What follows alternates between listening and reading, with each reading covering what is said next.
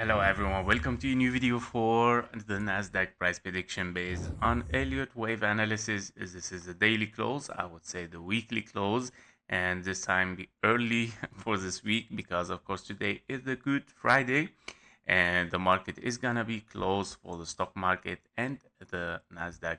So basically what happened today for this daily close, let's analyze finally the last analysis. We said of course we're moving toward the downside. We're gonna open with red today, and this is exactly what happened. And we were looking of course for invalidation of lower prices, was not taken as you can see. And of course we're still looking for a lower potentially, of course, in case we don't hit this target so far before the market closes. Yeah, but basically what we are looking for here, after a three ways toward the upside, we got definitely a correction toward the downside, again three ways, meaning a wave two, preferably to hit the 1-to-1 fib level, and taking the low, of course, because currently you still can be in a triangle where you can see, of course, an A, B, C, and a wave D, and an E potentially, and then moving toward the upside. Meaning, as well, the one-to-one level is not necessarily to be hit, so we have to, of course, estimate as well this triangle here, where we are potentially, of course, in A, B, C, and we're looking for wave D and potentially a wave E. Basically, the 886 was a touch as well here, so means of course we're gonna take the high soon or later, and that will be of course potential the 1 2 3 4 5 leading diagonal, meaning 1 2 3 4 and 5. So this is a good signal, of course, that it tells us that we might of course get get this high again, and meaning this one, yeah, because this 886 is based on this move toward the downside. And of course we might take the high here, of course, and that means of course in this case scenario you might of course be in a move for a wave 2 3 4 and a 5 toward the upside. So basically I would like to see the low taken to finish a wave C, actually here, sorry, the wave C for a triangle, this one, yes, okay, for a triangle. So let's put another ABC to not get mistaken here, and A, B, and a C. This is our triangle, okay, so it's gonna be in white. Here we go, we have a triangle, sorry, in orange, and a flat in a white. So basically the white wants to hit, of course, the 1-to-1 fib level and moving toward the upside. Now, yeah, so nothing has changed. Preferably was, of course, to take the low, but we didn't. And if we move higher and we get invalidation, it doesn't mean, of course, that we're moving impulsively. It can be a wave D.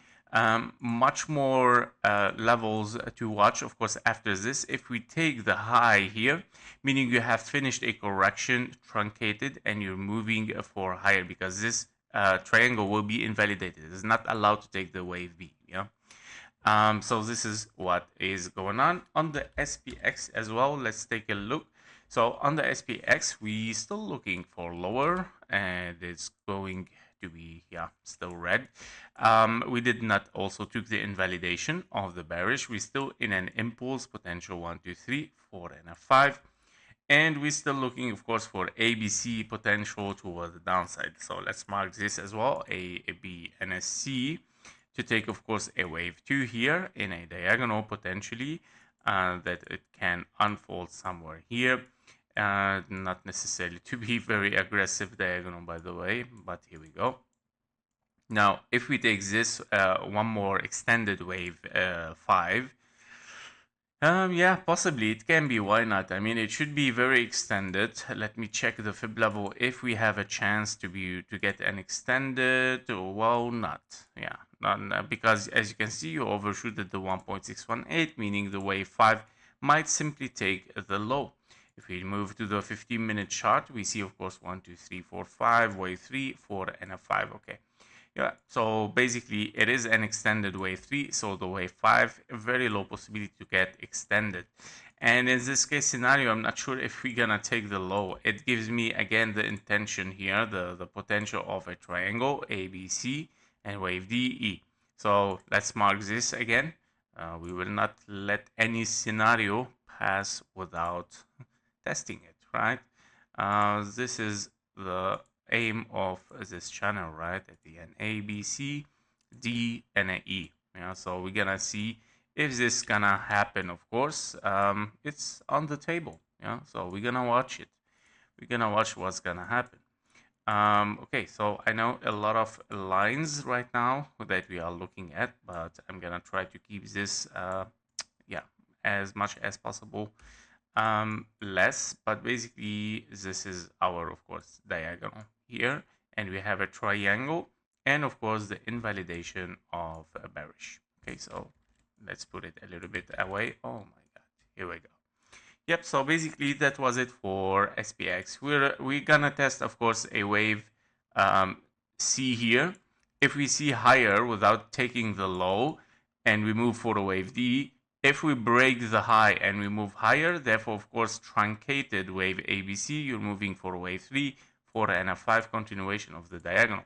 But this will be, of course, for the next week, yeah, because, of course, tomorrow is a Good Friday. We're gonna see, of course, 3 to 4 days close. I'm not sure if Monday will be closed or not.